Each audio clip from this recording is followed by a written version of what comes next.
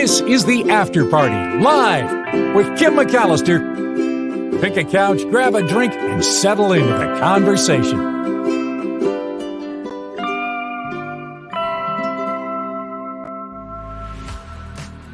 Yeah, it is the After Party live on a Friday. This whole show sponsored by Janet R. Huge thank you for your very generous contribution to the After Party live yesterday. Huge thank you. I can't say it enough. You can find the PayPal information in the show description, also in the About tab here on YouTube. We're working our way toward 2,000 subscribers, and we picked up a few more yesterday. When I last checked, it was 1,925. So inch by inch, we're going up. If you could click subscribe if you haven't already, it would mean a lot to me. And please click the like button as well.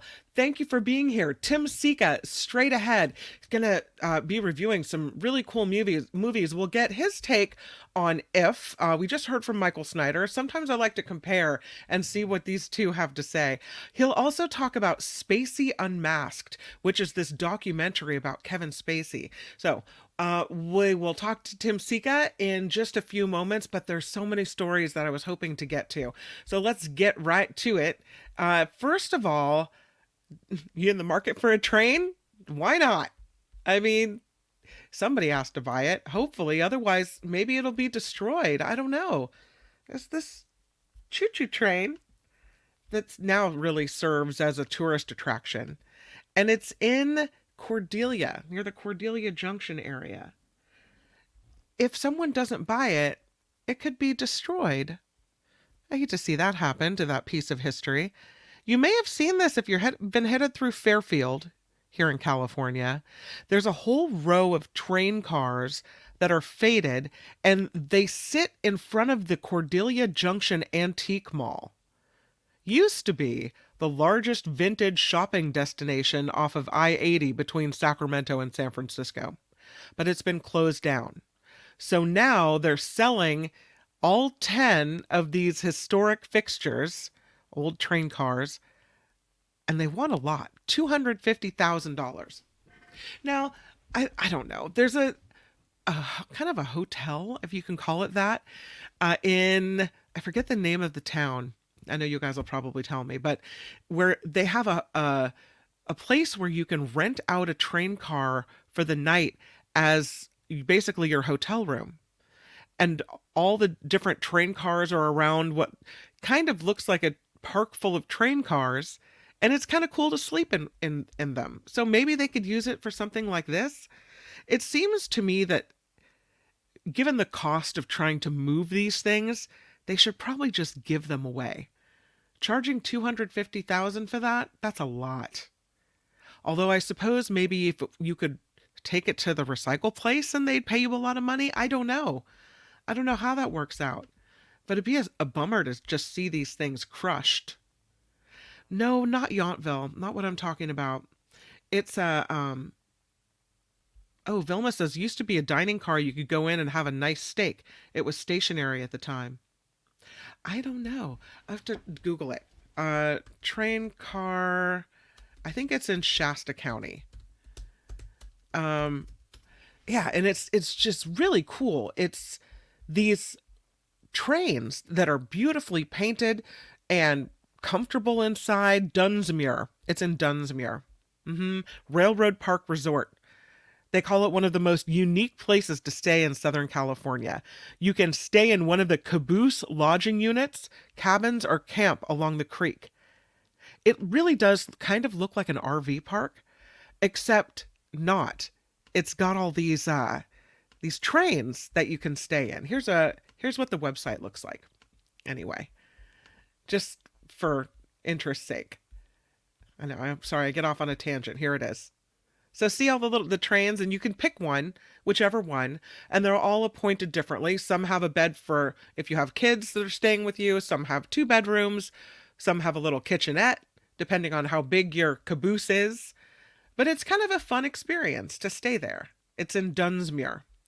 But these are kind of raggedy old trains. You know, I mean, take a lot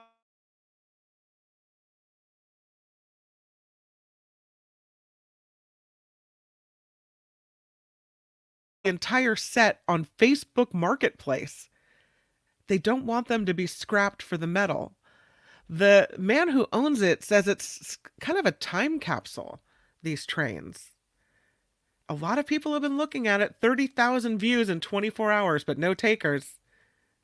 They did get a couple inquiries from buyers who are looking maybe to turn them into accessory dwelling units or maybe vacation rentals. Some people thinking maybe classrooms for music students. Museums are another possibility. The train cars are $50,000 each. And again, they're trying to sell the whole lot of them for $250,000. There are some of them that are more historic than others, but he'd like to sell them as an entire set. It's not going to be easy to cart them away. It's going to be really expensive, kind of like moving a house. It's huge. So we'll see if they sell it. I don't know. It's kind of a hard thing to sell. Animals, once again, sponsored by Janet R. Look at this guy. Sloths are so cute. And this is the world's oldest sloth. They're not supposed to really live past 20 years. But this one was captured, which is kind of sad, in 1970 when it was, they think, about 6 months old. It looked like a baby sloth when they took it into custody. And it went from one zoo to now another zoo in Germany. And so the best they can guess is it's 54 years old. The sloth's name is Jan, Jan, Jan. And he was originally purchased by Hagenbeck Zoo in Hamburg, Germany, where he lived from 1970 for about 15 years before he was transferred over to the Krefeld Zoo in 1986, and that is where he still resides. So, again, in the wild, the typical lifespan for a two-toed sloth is about 20 years, and he's 54, so more than double. He's doing pretty well over there. He's pretty cute, and he is officially the world's oldest sloth. Congratulations, Jan. And kind of happy birthday, because they don't know exactly when his birthday really is. But there's a big celebration at the zoo. They're partying it up over there. What about this? Raccoon on the run. On the run on a soccer field, that is. This raccoon interrupted a soccer match for kind of a while. He spent 161 seconds on the field, the most by a raccoon in Major League Soccer history. The Philadelphia Union and New York City FC interrupted when this raccoon ran out onto the field. An evaded capture happened Wednesday night at Subaru Park in Chester, Pennsylvania. Players were watching from the sidelines. Stadium workers were chasing this guy around with trash cans, trying to catch him. He was pretty fast, little sucker. He was not having it. I mean, that kind of probably pretty scary for him. I don't know. I'm going to show you the video. Just because it's funny to see people being thwarted like this by this little creature. All right, here it is. I have to take down the picture in order to show you the video. Yes, I do. And here he is. Check it out. Oops. I can do this, I promise. There it is. Oh, he's going in. There he goes. The raccoon now evading even more of the individuals trying to capture him. There's 3 or 4 of people around him, and still the raccoon goes on. This is mob. Oh, he's going in. So they caught him after a while, but you know. In Southern California, look at the bear on the freeway. Maybe this would be not noteworthy in Alaska, Montana. In Southern California, pretty noteworthy. This bear brought traffic to a halt. It happened, again, on a Southern California freeway on the 14 freeway near Newhall Avenue, near Santa Clarita. This bear wandered onto the busy freeway and stopped and looked around. Yeah, he's checking things out. Then he turned around and walked back off toward the hills. He looked a little confused. Maybe he wandered a little too far into human territory. I don't know.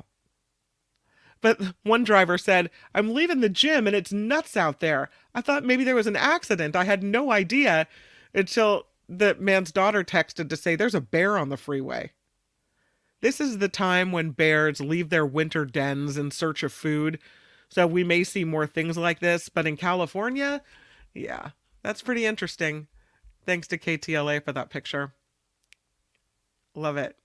I'm glad he wasn't hurt. Glad he just wandered back away. You guys ready for Lotto of the Day? Let's do it. This is the Lotto story of the day. And this story involves a clerk picking out the ticket. You never want to do this because then you feel like you owe the clerk money, or the clerk's mad that they didn't have the ticket themselves, right? This happened in South Carolina. This man asked the store clerk, "You choose the ticket for me. Go ahead, you pick." So the clerk picks the ticket and scratch, scratch, scratch, $300,000 winner. This man said he had a string of bad luck when playing the lottery. So he asks this clerk at the Busy Corner store, that's the name of it, Busy Corner store in Lake City, to choose the ticket. The clerk picks out a $10 ultimate bonus payout game. The guy takes it home. Whammo, $300,000 prize. He said, "I always hoped I'd win, but I never thought it would happen. It's going to better me and my family for years to come." Meanwhile, the clerk's like, where's my cut of the money? Congratulations. In Santa Cruz, they're celebrating big. It is the 100th anniversary of the Big Dipper, or the Giant Dipper, at the Santa Cruz Beach Boardwalk. It turned 100 years old. It opened May 17th, 1924, this old wooden roller coaster. It didn't take them that long to build, 47 days. I don't think it's that long. Pardon me.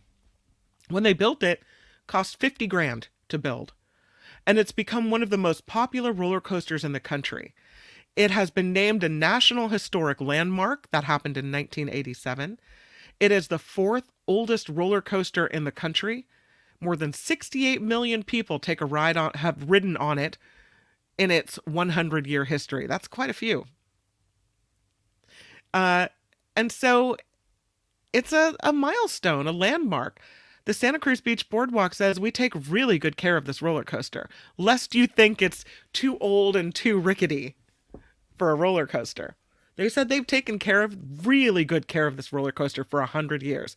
They have a dedicated team of coaster mechanics who work on the Giant Dipper and other roller coasters every single day. And they inspect it.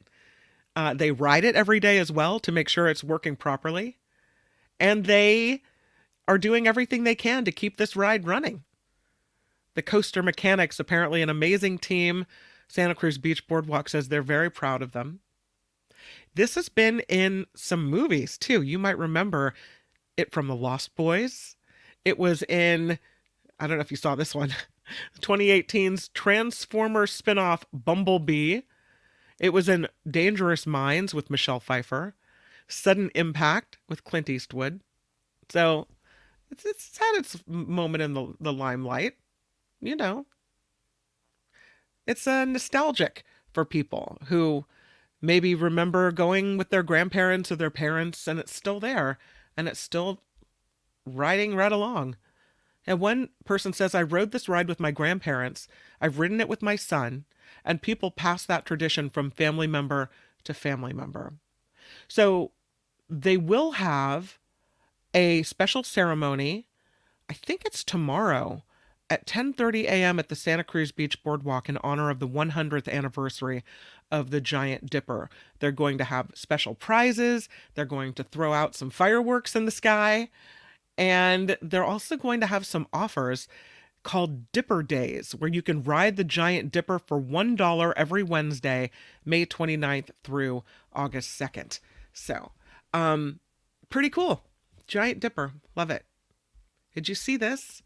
This is the portrait of King Charles. What do you think about this? I don't know what I think about this. This is I mean, it's a good likeness, his face. You know? He's in his Welsh uniform, which the Welsh Guards uniform. And so that's what led the artist to Jonathan Yeo, to feel like red was a good background color. So it's traditional to have the monarch's portrait painted. And so in that, they kept with tradition. But this portrait will likely, as we have all the other portraits that have been hanging for hundreds of years, hang in halls of government, castles, for hundreds and hundreds of years. It's interesting. It's very, very red. What do you think of it? Do you like it? Part of me likes it, and part of me wonders if it's not traditional enough. If they I was talking to Courtney last night, and she said they definitely kind of went a different direction. They went a little more avant-garde with their art here. And we were talking about the tradition versus art. I don't know. I don't know. Part of me likes it, and part of me's like, I don't know. But there's some interesting things to point out about it. Onto the shoulder of the monarch, of King Charles, is this endangered monarch butterfly, which symbolizes transformation. Again, the bright red of the Welsh Guards used, and a nod to history of royal portraits with this. You can kind of see the medals on his chest. So he likes it. King Charles. He thinks it's great. I'm going to the chat to see what you guys have to say. I see his face and hands. I miss the person, the man. Yeah. The uniform really fades into the background. What do you have? It states that the man is more important than the uniform. That's true. I love the way you think about that. Mindy likes the butterfly. Natalie would have liked it better in blue than red. Teacher Lori says, should have put gold in the background for contrast. I don't like it. It really is. I mean, what you see when you look at it, his face pops out.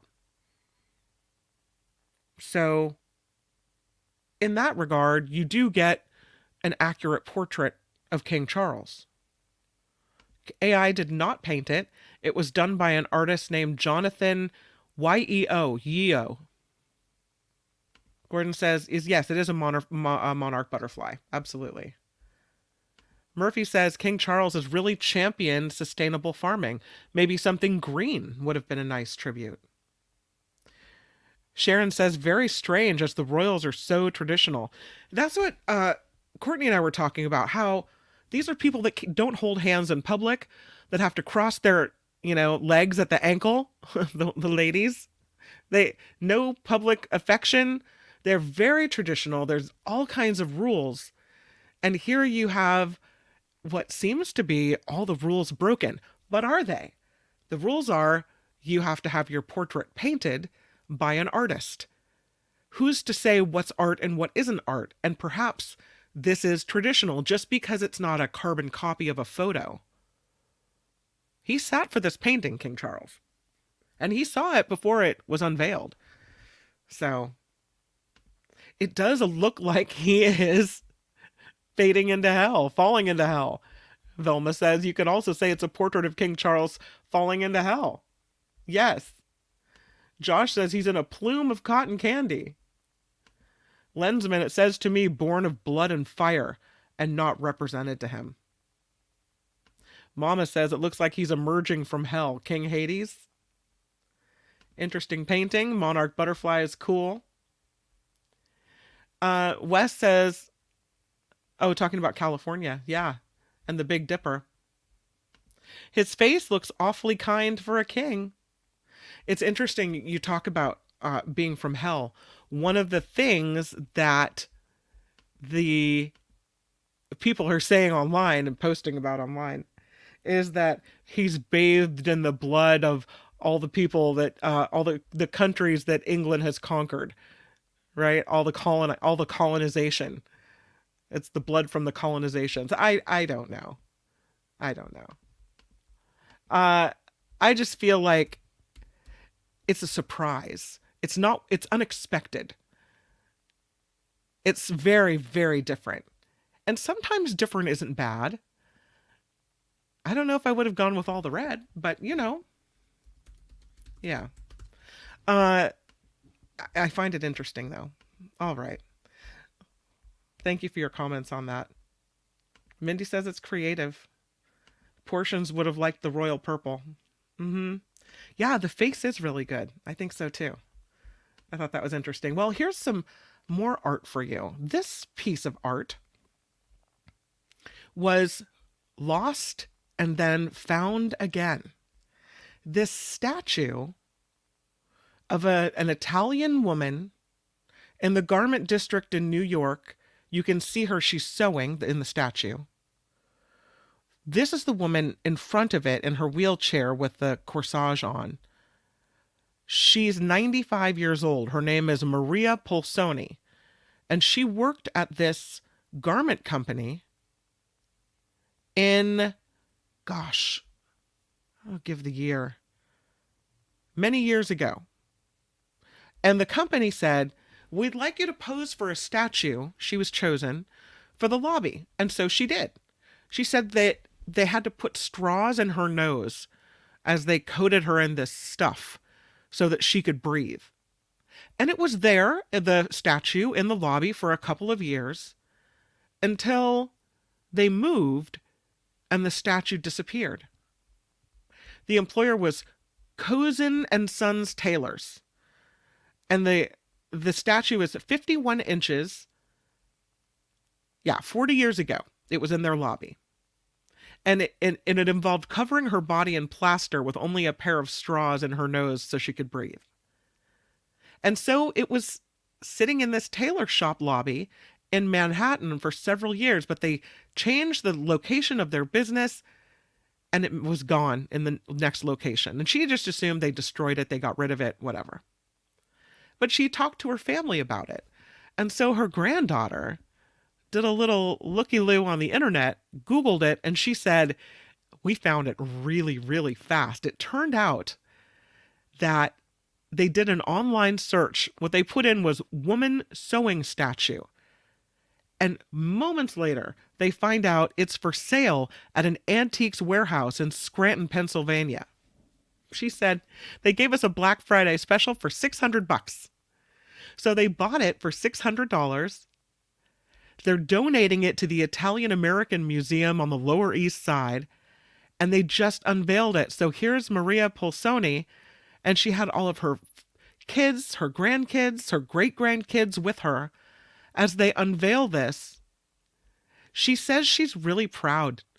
She said, it's a piece of me, and it's a big honor for all Italians of Italy.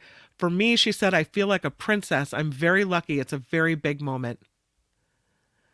That she will forever represent Italians in the garment industry in New York and the history of New York and the contributions that Italian women made. How cool is that? That you Google it and they find it for sale for $600. Wild. I'm waiting for Tim Sika. I don't see him coming through yet. So let's go on to this story about how recycled beer yeast can remove lead from water. What?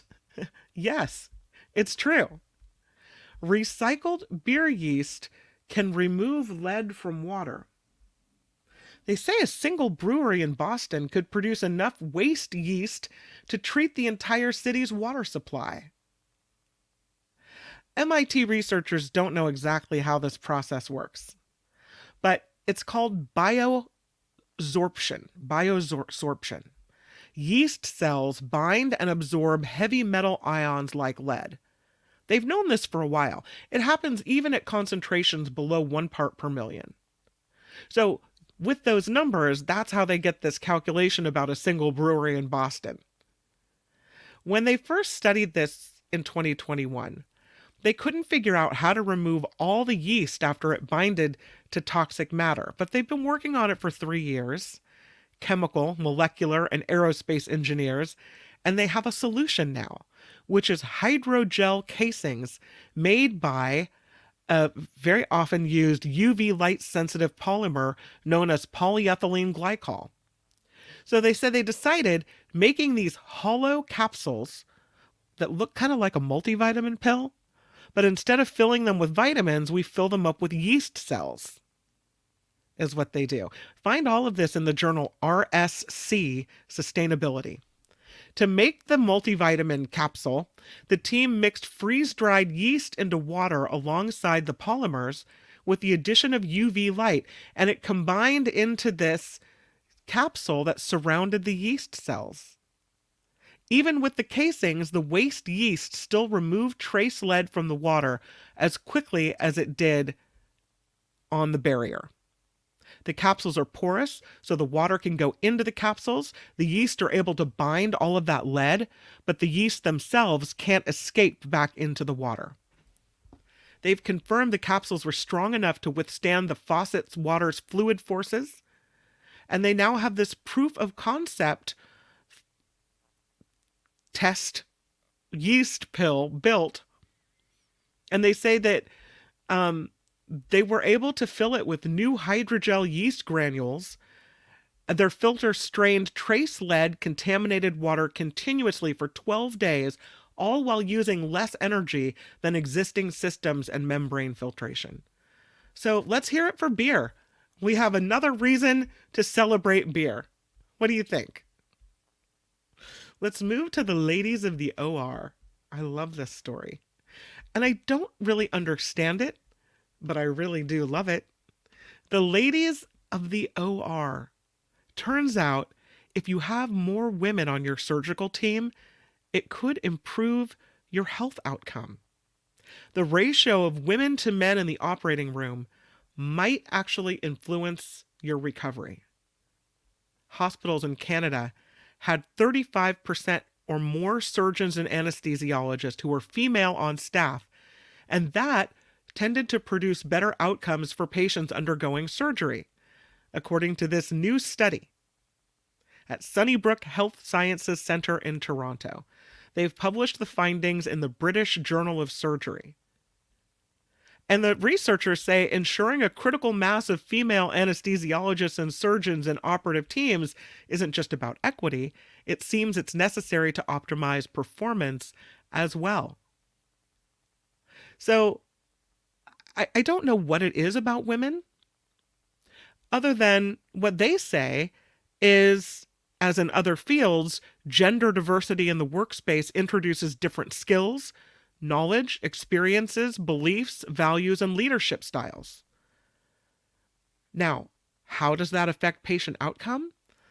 I don't know, but they looked at the histories of 710,000 surgeries for adult patients. All of them underwent major elective inpatient procedures at 88 Ontario hospitals. This is between 2009 and 2019, so for a decade. On average, women made up 28% of anesthesiologists and surgeons at these hospitals. Women performed 6.7% of surgeries. They were the attending anesthesiologist 27% of the time. But hospitals where the women made up 35% or more of the surgeons and anesthesiologists had a 3% reduction in their odds of 90-day post-op major morbidity or complications, compared to hospitals with gender diversity that fell below that threshold. So, the 35% mark, they says, is significant. In prior studies from the United States, Italy, Australia, and Japan, post-op outcomes also began to improve once female participation in surgical pursuits reached 35%. And they say it's an important shift in understanding the way in which diversity contributes to the quality in perioperative and postoperative care. Interesting. So I guess the next time we have surgery, ask for the lady. I don't know. Okay, Here's something movie related for you. If you liked Happy Gilmore, the movie, you're going to get another Happy Gilmore. Yes, you are. Happy Gilmore 2 is coming to Netflix. It's a Happy Gilmore comeback. Netflix is announcing that Adam Sandler will reprise his role as the hockey enthusiast turned golfer in the sequel. The first one came out in 1996. And fans are already excited about this. Although some people say, if you ruin this classic movie, we're unsubscribing. Adam Sandler dusting off his golf clubs. This is 28 years. Can you believe that's when Happy Gilmore came out? 28 years ago. They say it's one of Adam Sandler's most popular films. I would agree with that. It was not only Adam Sandler in this movie, Christopher McDonald, Julie Bowen, Frances Bay, Carl Weathers was in it, Bob Barker, Ben Stiller. Sandler wrote it along with Tim Harrelly. And so now they're doing it. Yeah. I guess there's a guy named Dan Patrick who is a Saturday Night Live alumni, and he was saying that, yeah, he's working on some stuff for Happy 2. Drew Barrymore on her talk show said that Happy Gilmore 2 is in progress, so I don't know if she's in it or not. Not sure who's going to come back from the first movie to be in the second, other than Adam Sandler. But Happy Gilmore 2. What's interesting is they're not making it for the movie theater where it would probably do big business. They're putting it straight to Netflix. So, kind of cool. Here comes Happy Gilmore 2. Remember we talked about the Kyles? The gathering of the Kyles in Texas? It's happening this weekend. Thousands of Kyles traveling to the city of Kyles, Texas this weekend, trying to break the Guinness World Record for the largest gathering of people with the same first name. The Kyle Fair, a Tex-travaganza, will feature, they'll need 2,326 Kyles in order to make the record. The event's manager said it got nearly 1,500 Kyles last year. We'll see how many they get this year. Can they beat the Kyle record? With the record is the most people with the same name gathered in one place at the same time. So, that's a lot of Kyles. 2,326 Kyles have to travel to Kyle, Texas. I don't know. I guess look at that. You get a shirt that says Kyle on it. We'll see. I don't know. So, Tim was supposed to be here to review our movies, and for whatever reason, I am not getting my Tim Sika today. What a bummer. He was going to talk. Let's talk about what he was going to talk about. He was going to talk about the last stop in Yuma County. He was going to talk about Spacey Unmasked. There it is. Here's the last stop in Yuma County. Spacey Unmasked, If, which I think is going to be a smash hit. The Strangers Chapter 1, which is a horror movie, and the poster scares the bejesus out of me. And then this Amy Winehouse documentary, Back to Black, or I guess it's more of a biopic than it is a documentary. So those are the things that are coming out this weekend, and I'm sorry we're missing our Tim Sika. What a bummer to talk about it. But that's all right. Hopefully I'll be able to get a hold of him later, and I may put out his movie review video as a separate video. You can find that if you click on the show icon, the circle, and it says, you'll see it, it'll say videos, live, shorts, etc. Under shorts, you'll find the 60-second videos that I put out every day. And then under videos, you'll find all the previous Tim Sika videos and more. So if you're interested in seeing that, I'll try to get that done today, the movie review with Tim Sika, and then post it as a video. All right. Well, that is our Friday show. Huge thank you for being here. I'm really grateful that you spent your time with me this afternoon. Please click the like button. I would so appreciate your support. Again, the PayPal link is in the show description. The show is crowdfunded. Huge thank you to Janet R. for sponsoring this show. And I hope you have a really, really good weekend. It's going to be a busy one over here. We have birthday parties.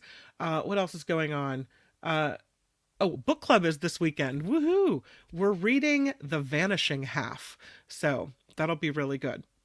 I hope you guys have a great weekend. It's going to be sunny and nice. And I'll see you back on Monday, where the Nikki Maduro show will be on at 10. I'm filling in for Mark Thompson at 11 o'clock on the Mark Thompson show. And then we'll be back here on the After Party Live as well. All right, everybody, make it a great weekend. And I'll see you soon. Bye. Bye. Don't go. No go. Bye. The After Party Live would like to thank the following contributors and viewers like you.